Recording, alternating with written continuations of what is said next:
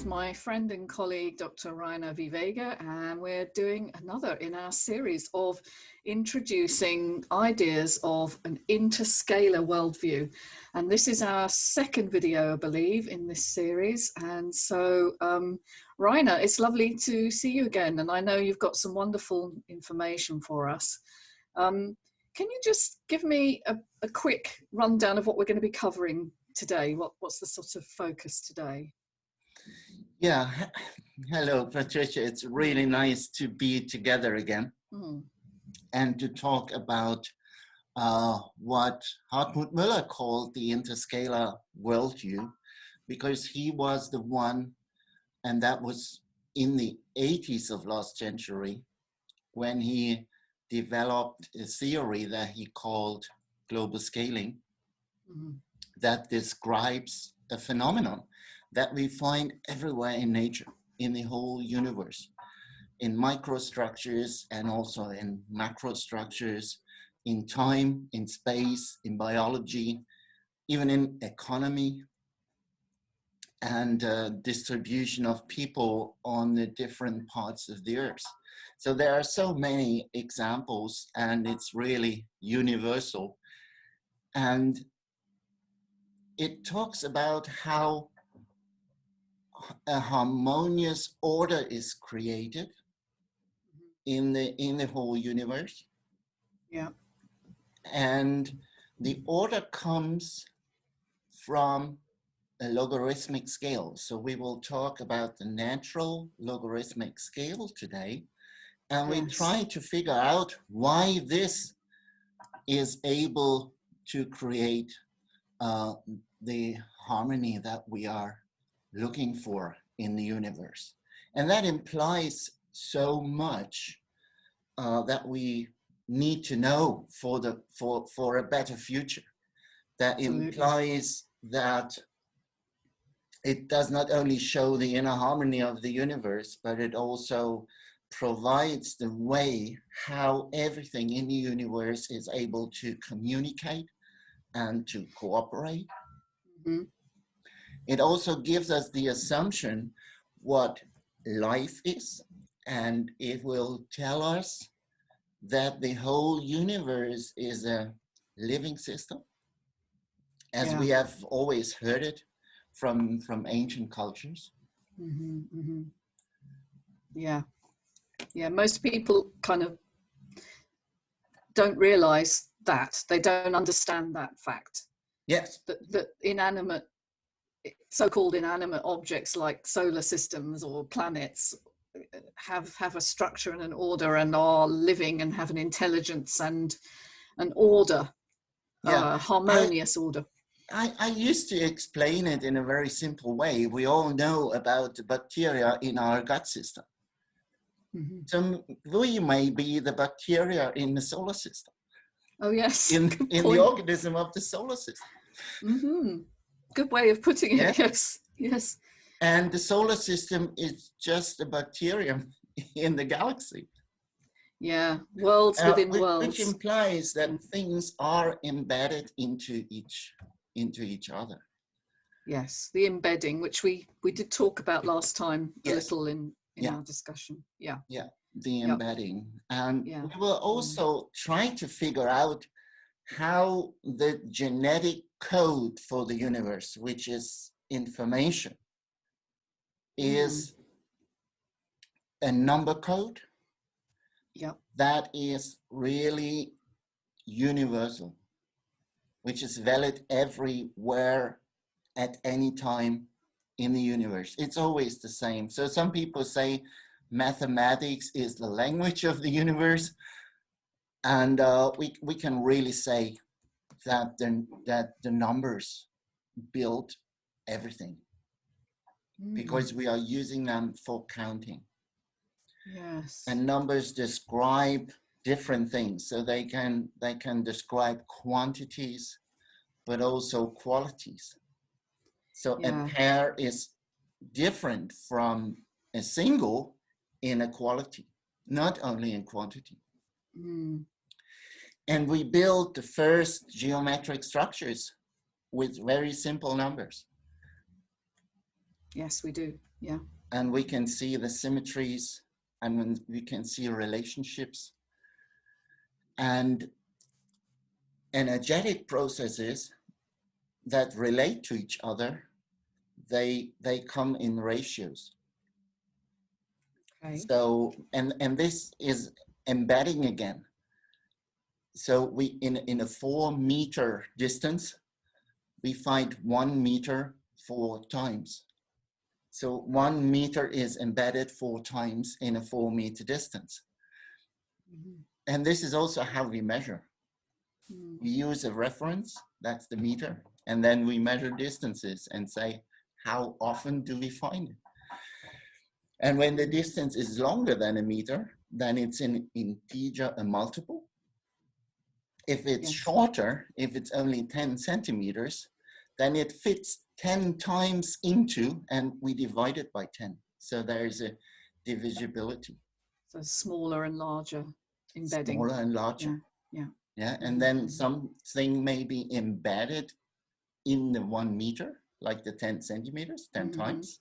Mm-hmm. Or 1 meter is embedded in a 4 meter distance. And this is how the whole universe works. And it also works with time. A minute is embedded in an hour by 60 times. Mm-hmm. An hour is embedded in a day with 24 times. Mm-hmm, mm-hmm. But, and this is interscalar, when we go from that time scale of 24 hours, which we use in our everyday life, we can turn this easily into the rotation in the earth, of the Earth, because that's 1 circle, 1 turn of the Earth, and we can easily relate it to wavelengths. Because,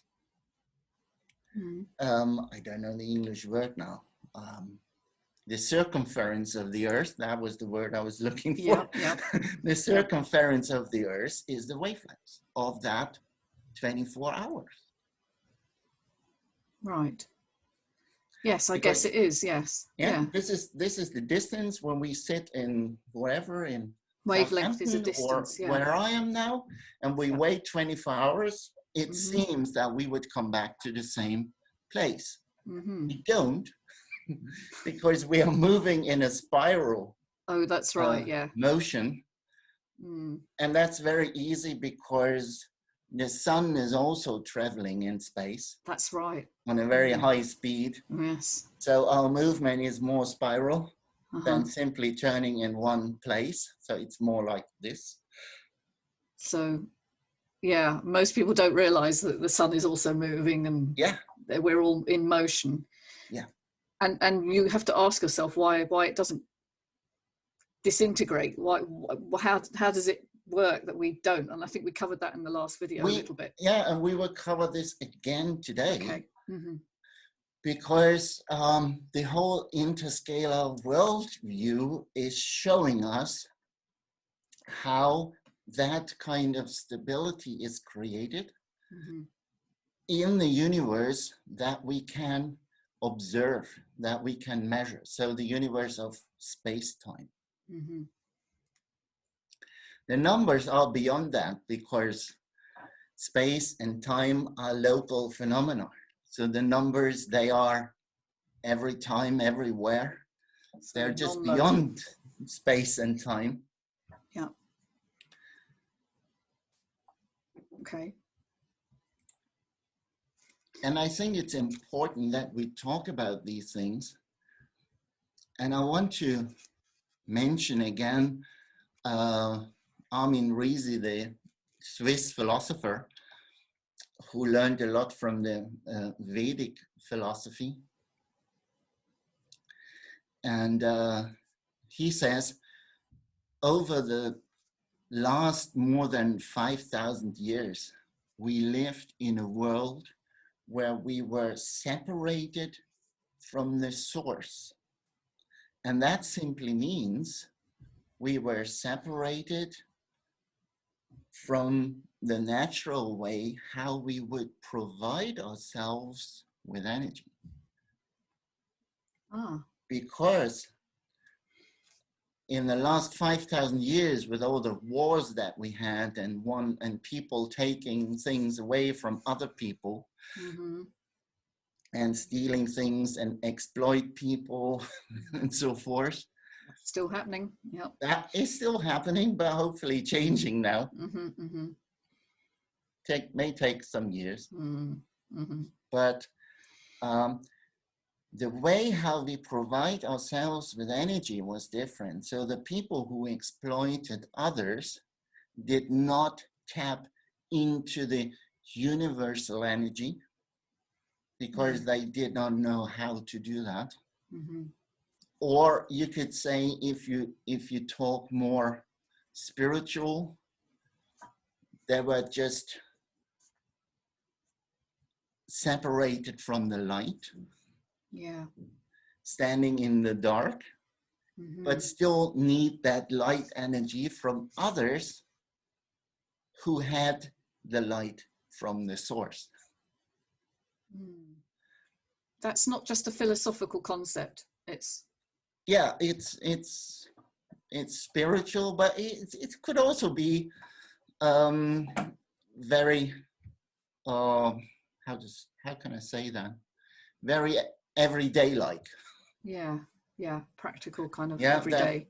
That people live on the energies of others. Yes, they do, don't they? Yeah. Yes, I know that. If we tap into the harmony that is provided through the scale we are talking about today, to the distribution of everything on the scale, we are in communication with the whole universe. And there is an energy and information flow through the different areas of the scale, because we will see there will be big attracting points on the scale, there will be smaller attracting points, and they are all connected to each other by factors, and those factors all relate to the same number at the end. So we will talk about that. Okay. And this is the way how we can tap into the universal information field and into all the energy we need. And I call this the universal love, or being connected with the source. Yes, exactly. Connected to source, yeah. Which gives us a feeling to be part of everything. Yeah, part of something bigger than us, yeah. Yeah. And I think this is very important, how we develop science and economy and how we live together, creativity in the future. Totally. We need this view, don't we? Yeah. And from an energetic point of view, it will be much more effective. Yes. Yes. Yeah. Because nature has figured out how to do things effectively. There was much more time to arrange everything into the right spot. Yes, yes. Yes. Okay, so yeah, connectivity then is the way forward. So it is. And then we also have to ask the question, who we are and how important we are in the universe. I love that Hartmut Müller always says we are the eyes and the ears of the universe. It's not only us, because the animals have eyes and ears as well. But as long as we are living, as we said before, living beings in a bigger organism like the solar system, we could also say we are eyes and ears of the sun. But as the sun is, again, an integral part of the galaxy, we could also say we are eyes and ears of the galaxy. The galaxy, yeah. Yeah. And it is simply self-exploring. Tell me what you mean. It's true that we change locally the universe. Mm-hmm. We have an impact on how the Earth looks, of course. Yes, desperately. Yeah. And we have the ability to destroy the natural harmony. Mm-hmm. But we also have the ability to adapt to it and use it for the good of us and for the good of nature. Mm. And this is important. And then we can always ask the question, is this what's happening today around us? Is this serving unity and love? Is this serving communication and cooperation? Is this serving connecting to the source? Or is that part of a process that is based on separation? Mm-hmm. This is a question we can always ask today, and then maybe it's easier for us to see the intent of what people are doing. Yeah, whether it feels in concordance with connectivity and unity or separation and dissolution. Yeah. And this is what many other people say, is this love or not? Yeah, exactly. I often say that, is that what love would do, is the question I use with people. And that's how we can use this as well in a bigger picture, not only in a simple mathematical or so it has practical way. And spiritual philosophical connotations. It's not just about understanding the mathematics, although I know you're going to go into the mathematics because that's the exciting bit, but it has practical application as well. Yeah, it has. And then we could come to the next question, which would say, who or what created the universe? Who is the creator, or is there a code behind it? And then we could say the genetic code of the universe is really that number code, which we use for counting, and all the ratios that exist between numbers. So we know that from music. We know the musical harmonies that are octave, which is a ratio of a half.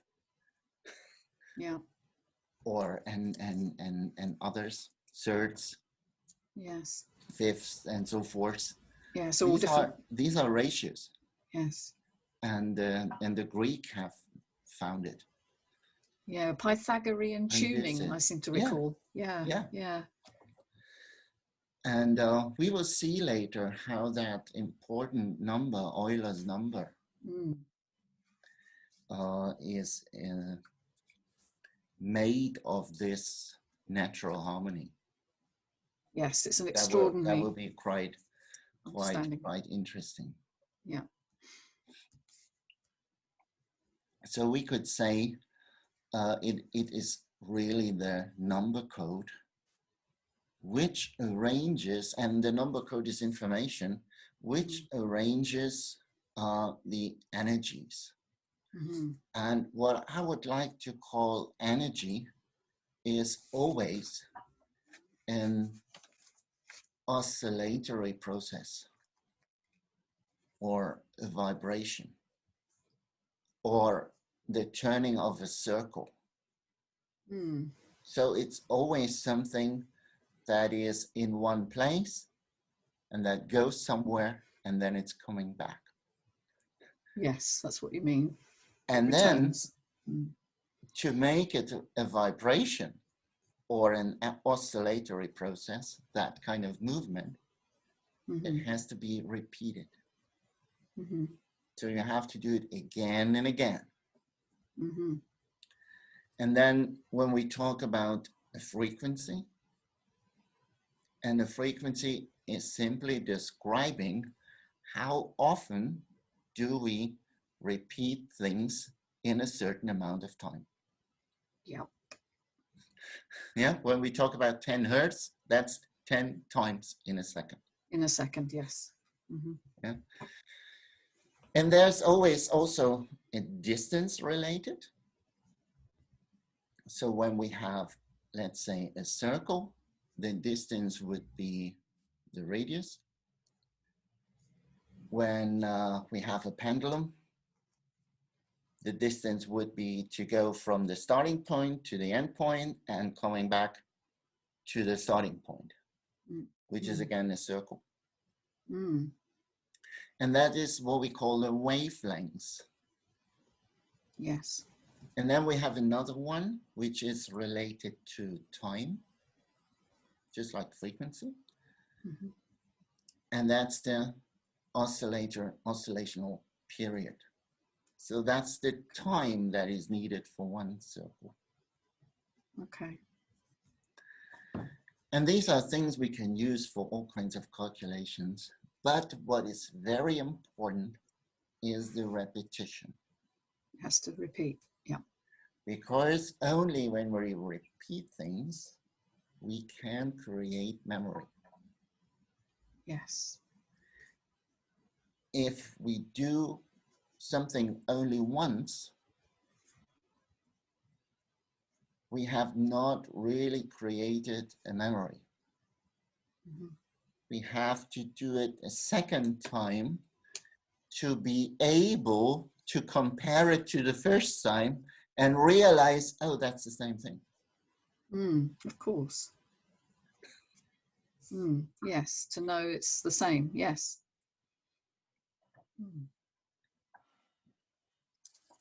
Yes, and I think I heard Nassim Haramein talking about it in the just the other way around, where he says memory creates time.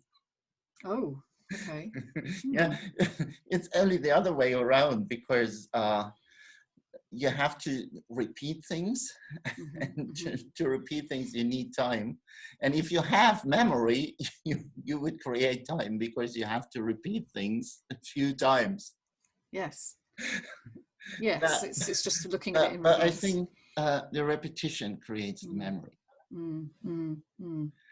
And the number of the repetitions is the frequency.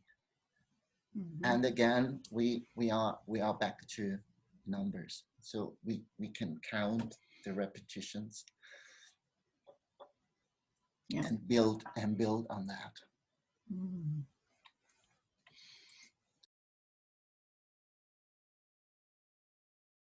And then we know not everything is turning in circles. We talked about the spiral movement of the Earth together with the sun. But when we look at spirals in nature, and things spin, and then the spiral becomes bigger. And bigger. And this is a process that we call scaling. So the circle has to scale up. It has to grow by a factor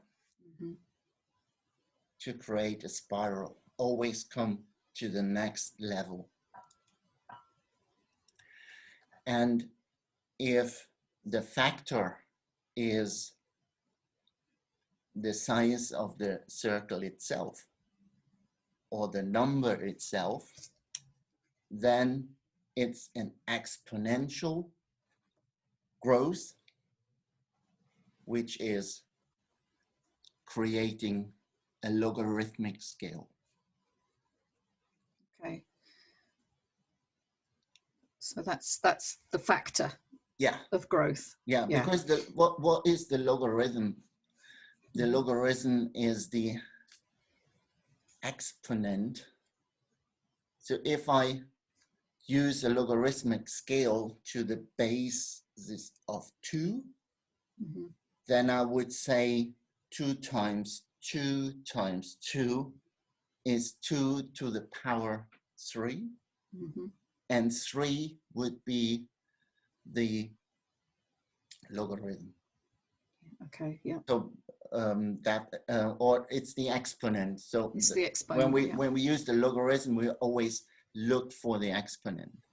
Yes, it's a shorthand way of Yes. calculating large or very small numbers, isn't it? Right. Yeah. Right. Mm-hmm. But the law is that there's always something which is multiplied with itself a number of times. Okay. That's important. Something. Okay.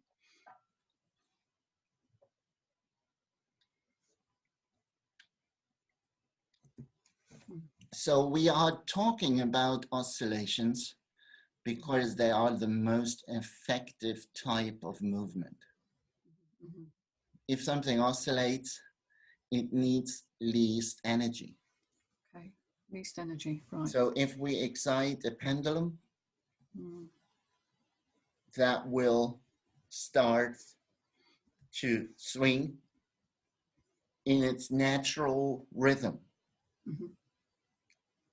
The way it likes to do that, with lowest energy. And this is always harmony. That's what we want to know. And this is what we call the natural oscillation. We can go to subatomic particles, and we can look at the frequency of an electron, which is in a textbook, in a physics textbook. This is the natural oscillation of the electron, the eigenvalue of that oscillation. And the same is true for the other stable particle in an atom, that is the proton. So eigenvalue relates to subatomic particles only, or? No, it always relates to something that Anything. is giving the system its identity, Right. how it likes to be. Yeah, after one excitement, it creates a pattern of oscillation if it is a system. Okay. And this is how it likes to oscillate the longest time. So it's a sort of optimum. Yeah. If you like. Yeah. Yeah, on the lowest energy level. Lowest energy. Using least energy, lasting the longest. And time. lasting the longest, yeah. Okay. Yeah, and that's why those natural oscillations are so important. And then we have a few of those oscillations which are very, very stable in the universe. There are so many, but there are only, basically it's only two that live for a very, very long time. Yep. And one of those oscillations is called the proton, and the other one is called the electron. We find them everywhere. They make up all matter. And that's why we can use them as a gauge measure, or we can calibrate our logarithmic scale with the properties of the proton and the electron. So we can calibrate, okay. Yeah, we will see that later, how that can be done. Because if we have a frequency, let's say of 5 Hertz, we can create a ratio how often the very fast oscillation of a proton would fit into the 5 Hertz. Yes. How often the oscillation of the proton is embedded in the 5 Hertz. For this, we can calculate easily by division. We can easily calculate a number. Yeah, as long as we know how the proton oscillates. Right. Yeah. And interestingly, that number is a logarithmic number. So we can take this number and logarithmize it with the natural logarithm with Euler's number E. Mm-hmm. And then we will find, and we will come back to that later in an example, and then we will find the exponent, which is a number. And that simply means how often do I need to multiply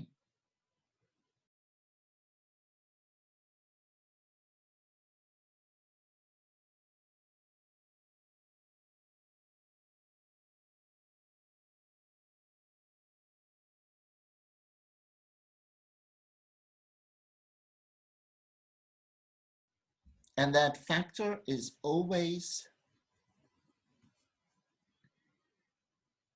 Euler's number to the power of a number. Something, yes. Yeah, that will always be the ratio between, let's say, the 5 hertz and the frequency of the proton. Mm-hmm.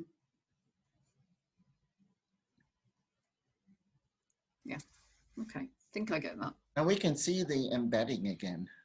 Mm-hmm.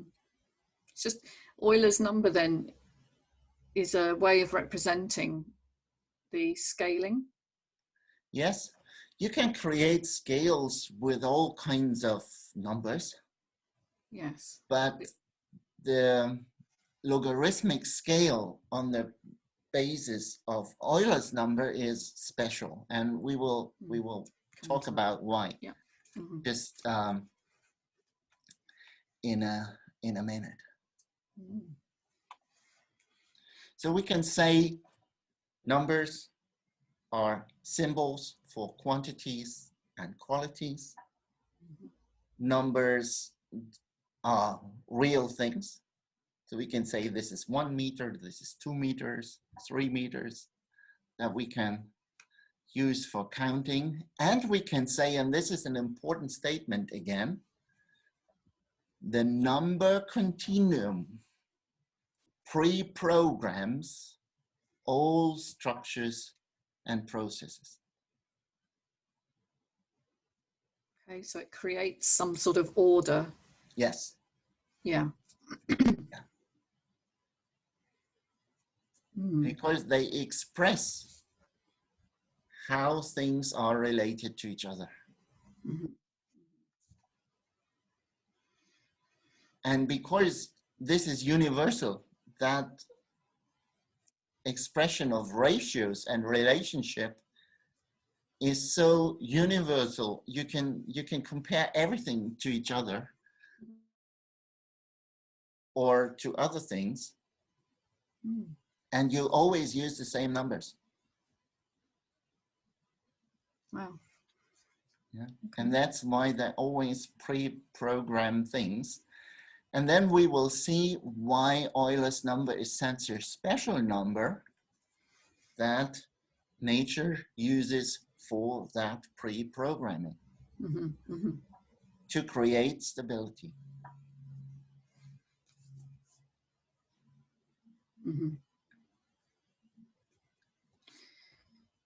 And that's why we can also say the origin of life and the universe, if the universe is a living system, is again the number continuum. Does that imply a creative instinct, or is it just dependent on itself? Is the law how stability is created in a harmonious way is again part of the number continuum. It cannot be different. Okay. It's in the numbers themselves, and it's in how numbers relate to each other. Because if numbers are multiples of each other, then they create something that creates what is called destructive resonance. Okay, yeah. So if the sun and the Earth orbiting the sun would be in an integer relationship or in a rational relationship of a half, of a third, or something, the whole system would exchange energy in a way that it would destabilize itself and it would be destroyed. It would not be stable. So numbers must find a way to avoid those integers or rational relationships. Yes. Yes. And they do it by using numbers that cannot be divided or multiplied with anything and make it rational or integer. And those numbers are called transcendental numbers. Yes, which Euler is an example. And Euler's number is a transcendental number. But there are infinite amounts of transcendental numbers. But Euler's number is special. And it seems that there's only one number that exists that has the properties of Euler's number. Because when we create the logarithmic or the exponential function with Euler's number, you can calculate the rate of how that function would change. And in the case of Euler's number, that rate of change, which mathematicians call the derivative, is again Euler's number, which is transcendental. Yes. That means not only that Euler's number itself avoids destructive resonance, it is also the rate of change that avoids destructive resonance. So this is the only number in the universe that does this the most. Yeah. That's why it is so special.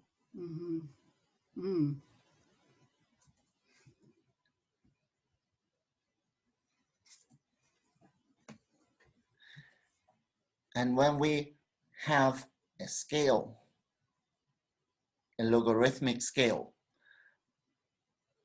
that says 1, 2, 3, 4, always with the same distance between the numbers.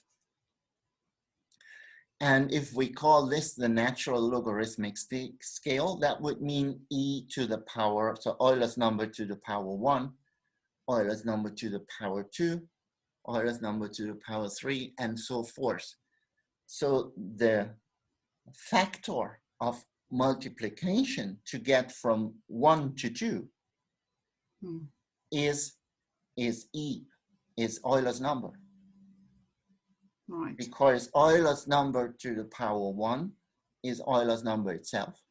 Yeah, that's... If I multiply that with itself, I will have E times E, which is E squared. To the 2, yes. E to the power, to the 2. If I do that again, it will be E cubed, e to the power 3, and so forth. And every time I do this, it will be a transcendental number. Because whatever I do to a transcendental number, it always remains transcendental. Yeah, that makes it different to an irrational number, doesn't it? Yeah. Because you can often multiply, say, right. root 2 times root 2 is 2, isn't it? Yeah. Is that right? Yeah. Yeah. Yeah. Yeah. And that's a rational number. That's or even a natural number. Yes. Yeah. Yeah. And that can create destructive resonance.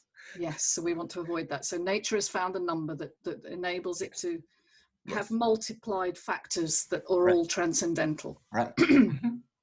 Got it. Right. And that's the only number in the universe that has these properties. Which is remarkable. Which is a remarkable. But it's not only true for the integer powers of Euler's number. It's also true for the rational powers of Euler's number. So which would say Euler's number to the power 1/2, which is simply, in other words, the square root of e. Yes. Or we can go e to the power 1/3, which is the cube root of e. And we can go to e to the power 1/6, which is the 6th root of Euler's number. And they're also transcendental, yes. They are always transcendental. So and is there an infinite number then? Oh, yes. An infinite number of... And this is what makes this logarithmic scale we are talking about a density spectrum, which I would like to explain right now. Yeah, I've not heard that. So when you have that scale and you have e to the power 0, which is 1, and then e to the power 1, and in between the two, you would have the square root of e. That is e to the power 1/2. Yes. And then if you have e to the power 1/3, you go more to e to the power 0 from 1/2. Yes.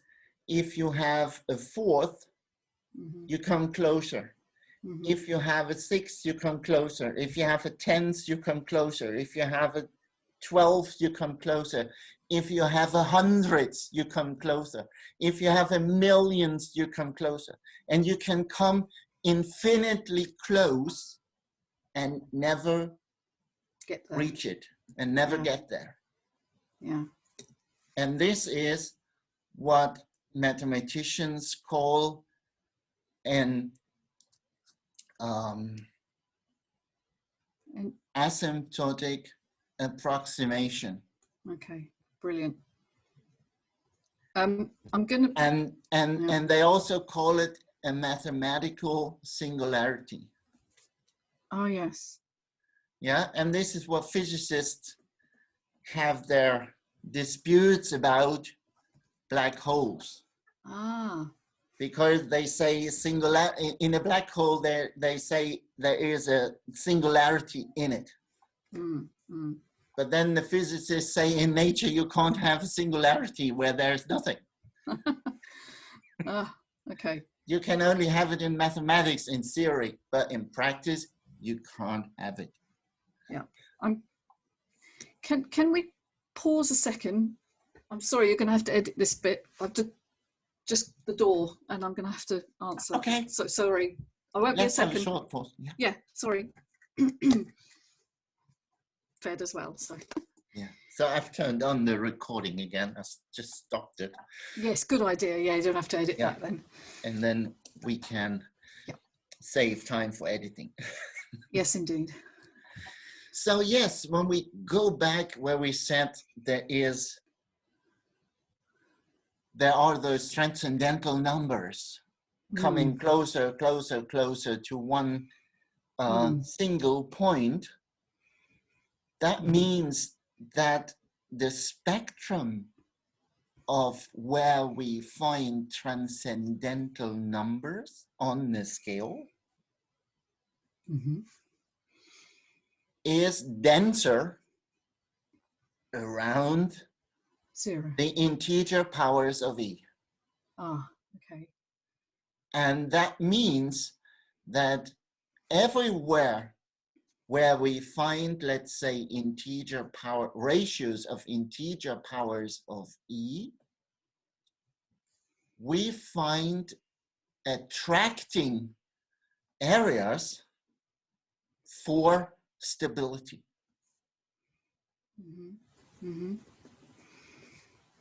And this is how all kinds of real physical processes try to arrange themselves with each other to find the maximum of stability.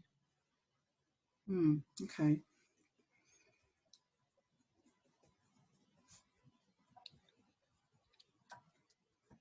And of course, between two integers, which are two main attractive points on the scale, we find the square root of E between the two. This is also another attractive area. And also the cube root of E is another one. But those areas are smaller in their attractive force that they can create.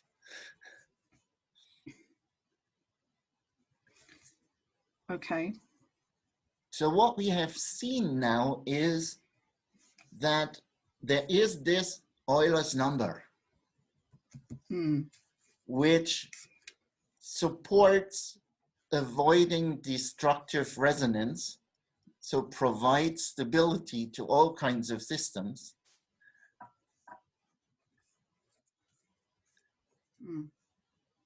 That the distribution of transcendental numbers shows us a spectrum of possibilities how real processes can arrange themselves. And this spectrum is fractal in nature because around every integer number of the powers of E, it looks the same. It is self-similar. Yes. And logarithmic scales are fundamental in, are fractal in nature in general. And this is why this density spectrum of the distribution of transcendental numbers on the logarithmic scale to the basis of Euler's number is called by Hartmut Müller the fundamental fractal. Okay.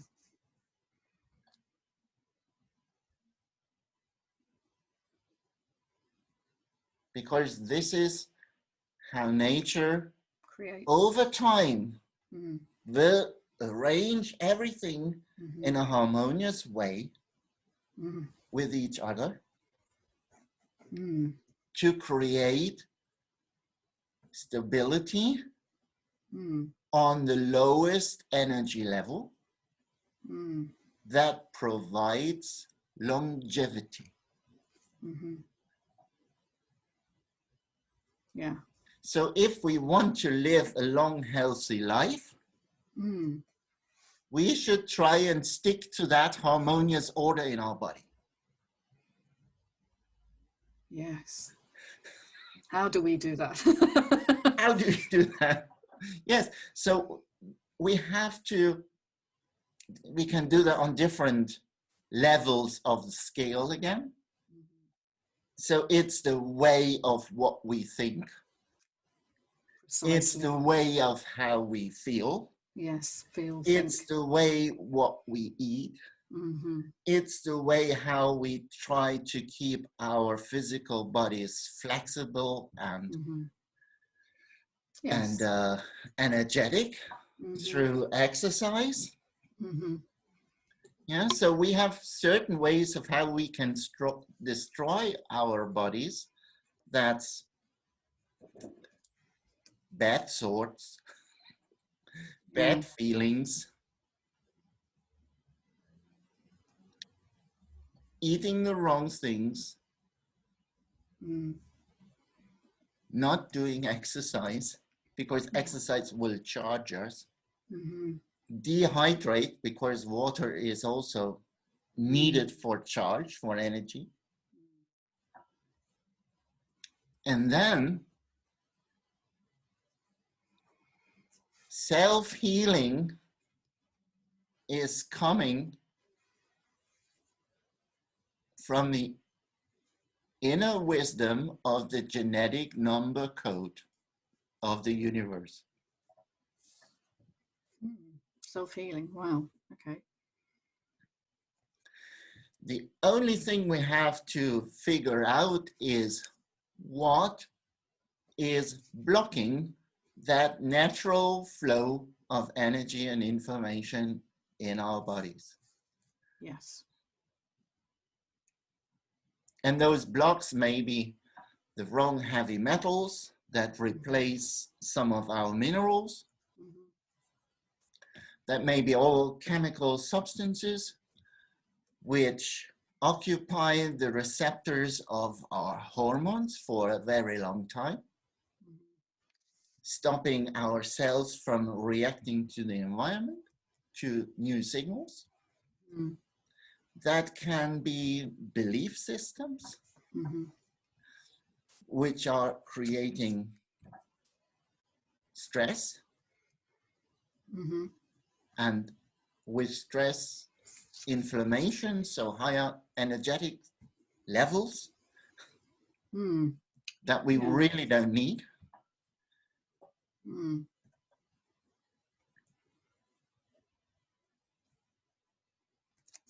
Yeah. So this is the work we have to do as therapists, for example. Absolutely, removing the blocks. Yes. Figure out what's going on and how the human being we are trying to support. How can we help them integrate into the energy and information flow of the universe? So how, in other words,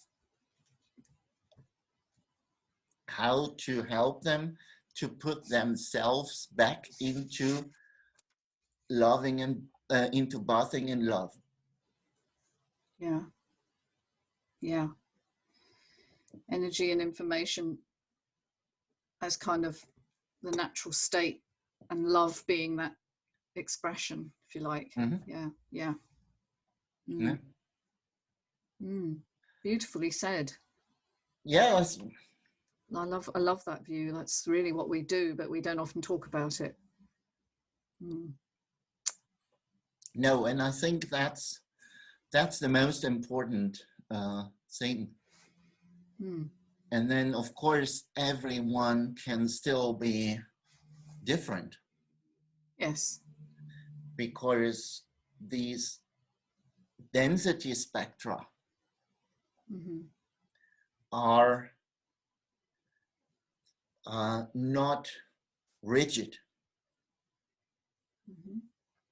Physiology always gives us the opportunity to be on different energy levels, to explore the world and to adapt and react to the environment. we were talking about 5 hertz. Yeah. And how that relates to the oscillation of a proton. And if we do the simple math and we divide 5 hertz by the frequency of the proton, we get a number, and that number is e to the power minus 54. Very small number. It's a very small number, and it is an integer number. So it's one of the big attractors on the logarithmic scale. Yes. Okay. So it's the power is a sort of that provides stability. But what is the 5 hertz? 5 hertz in our nervous system, in our brain waves, for example, is a very important point. Yes, yes. Because this is in the theta range. Theta, yeah. And this is the range in which we move from being awake to sleep. So it's that transition. So everything of brain waves that is below 5 hertz is related to sleep. And the more we come from theta into alpha, which is higher frequency, and beta, that is being awake. So these attractive areas, those so-called islands of stability, they are not only attractive points, they also mark important boundaries. Okay, so they mark a boundary, yeah, between something. We find very interesting boundaries only if we look at the scale of our brain waves. Okay. And between the range of theta and alpha, we find a boundary at the square root of E again. And this, interestingly, is nearly the same frequency that we know as Schumann frequency. That's about 7.8. 7.83. 3 something, yeah.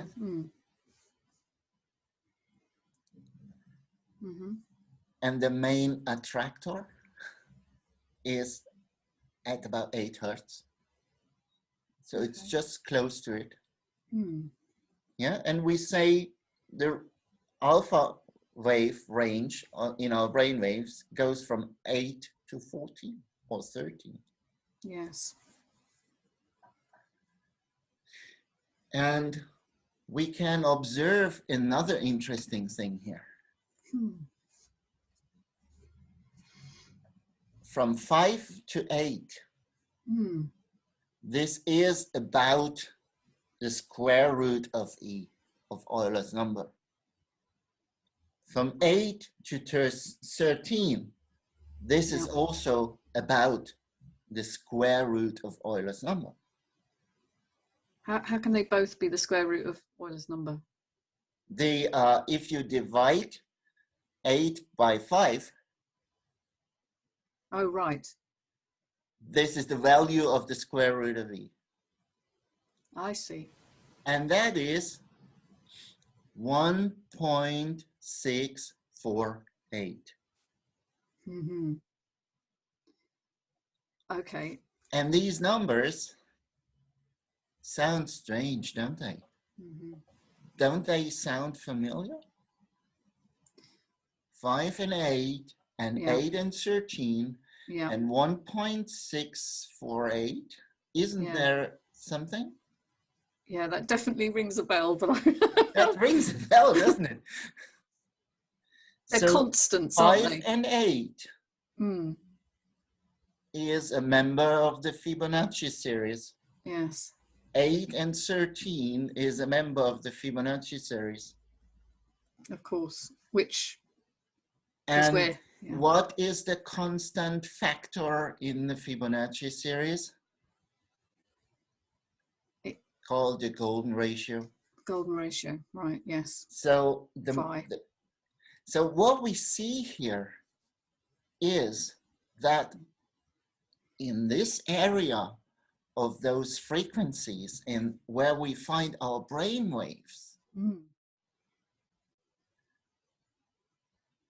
the boundaries follow the steps of the Fibonacci series.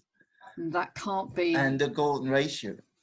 This is very interesting, isn't it? Yes. Yeah. Yes. And the Fibonacci series is recursive, which means this is how, and we talked about this in another video, this is how nature creates backups. Yes, we did. Yeah, this is how things like to grow, creating a backup instead of exponential growth on the basis of 2, which is always doubling, that we use in technology, for example. Yes. In computing and so on. In computing everywhere, we just double things. Yeah, 64 bits and and then 128 and 256 and so forth. In the Fibonacci series, it's not the doubling. It's a little bit less than doubling. 1.648. 1.6. Because a few of those things don't double. They are kept as backup. So if something goes wrong in the future, you can go to the backup and start again. Ingenious. Which you cannot do if you double everything. And this seems to be a characteristic of tumor growth, of cancer growth. Oh gosh. So cancer cells double. They seem to double. They seem to follow that principle much more than normal cells. Right. So there's less chance to rectify because you haven't got a you don't have that backup. They grow faster, so the factor is 2. It's not 1.6. Wow. It's faster growth. Yes. Out of control, it's popularly thought. Yeah. And this is Yeah. I don't think that is so much out of control. No. Because I believe that if we change the circumstances in which cancer grows, it will stop growing. Of course, yes, we understand that. But the majority of people think of it as out of control, random, and unstoppable. Yeah. But as we saw it, that there is a different kind of control. And this is more how embryonic growth is happening, because that needs to be much faster. And this is related to metabolism and so forth, and genetic control that is simply different. So embryonic growth is more towards 2. Yes, it doubling. Seems so. It seems so. Okay. Something must switch that off then at some point to become more controllable, or that's basically the first breath of the baby. Wow.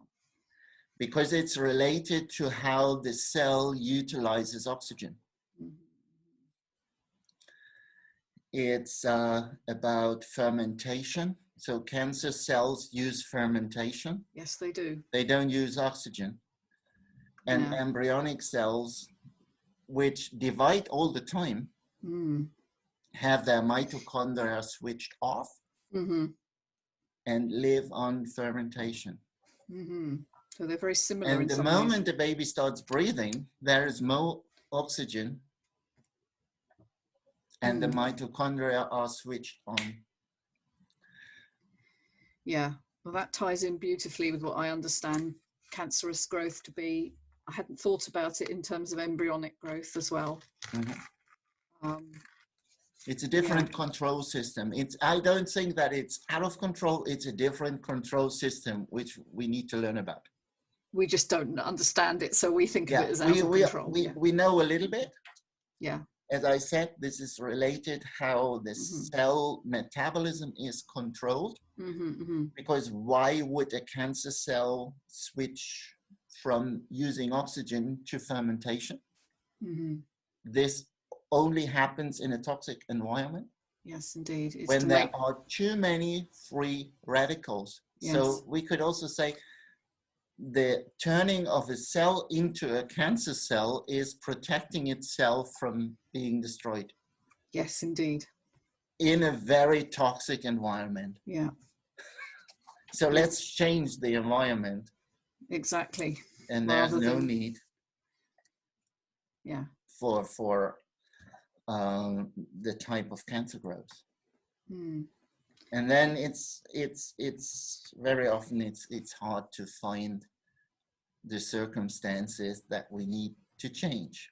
Yes, it is. It isn't easy. Yeah, and it needs to be done by changing the way we eat, the way we think, the way we feel, the way we live. Yes, yes, yes. The belief systems, the way we feel. Yep. This is how we can heal cancer. Yes, and that's not how modern medicine views it at all. Not yet. Not yet. It's coming in. It's coming in, I know, but it's still seen as an aberration of uncontrollable growth for no reason whatsoever. Yeah. So I think we could slowly come to an end for today. Sure, yeah. I mean, that's a beautiful point to finish on. I know we've got lots more we can talk about. But that's so beautifully ties in. Next time we can use the fundamental fractal and look at a few examples and how we could apply them in our work as therapists. Oh, great. That could be interesting. This is just unbelievably wonderful because it's so ties in so many different ideas. Yeah, I'd love to do that. Yeah, let's do that.